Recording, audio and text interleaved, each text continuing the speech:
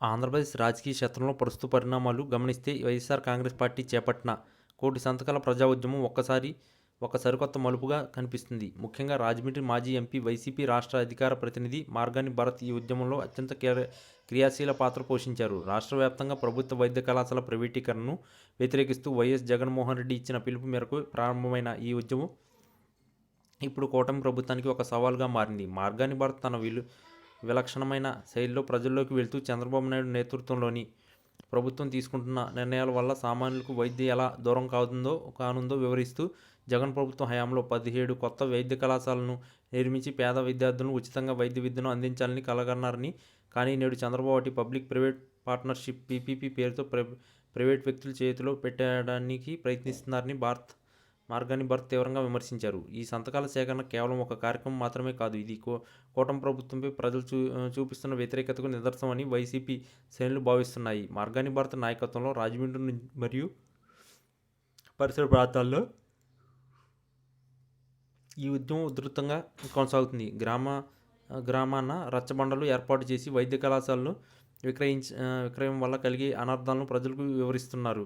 ₹1 పెట్టుబడి లేకుండా కోట్లాది రూపాయలు ప్రభుత్వ ఆస్తులను కార్పొరేట్ శక్తులకు దారాదత్తం చేస్తున్నారని భరత్ చేస్తున్న ఆరోపణలు సామాన్య జనంలో చర్చకు దారితీస్తున్నాయి. చంద్రబాబు నాయుడు గతంలో కూడా ఇటువంటి ప్రైవేటీకరణ నిర్ణయాల వల్ల విమర్శలు ఎదుర్కొని ఇప్పుడు ఇదే పునరావృతం అవుతుందని ఆయన హెచ్చరిస్తున్నారు. కోటి సంతకాల సేకరణ లక్ష్యంగా దాదాపు పూర్తయిందని, ఈ ప్రజాభిప్రాయాన్ని త్వరలోనే గవర్నర్కు సమర్పించినట్టు తెలిసింది. మార్గాని భరత్ వంటి నేతలు ఈ ఉద్యమానికి కేవలం రోడ్డుకే పరిమితం చేయకుండా సోషల్ మీడియా వేదికగా కూడా యువతను ఆకర్షిస్తున్నారు. వైద్య విద్య అంటే కేవలం ధనవంతులకేనా, పేద విద్యార్థులు కూడా డాక్టర్ కావద్దా అన్న ప్రశ్నలు ఆయన స్పందిస్తున్నారు. ఒకప్పుడు సామాన్యుని ఆరోగ్యశ్రీతో అండగా నిలిచిన వైఎస్ఆర్ వారసత్వాన్ని జగన్ కొనసాగిస్తుంటే చంద్రబాబు దీన్ని నీరుగారుస్తున్నారని ఆయన ఆవేదిస్తున్నారు.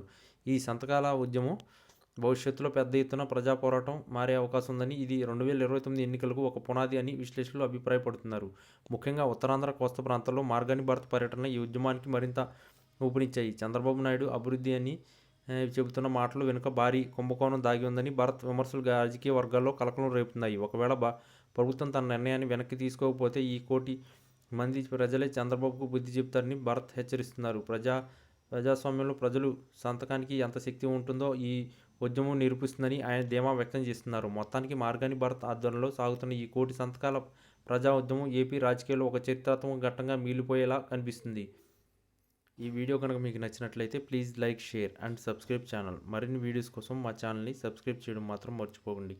మీ ఫ్రెండ్స్, ఫ్యామిలీస్కి ఈ వీడియోని షేర్ చేయండి.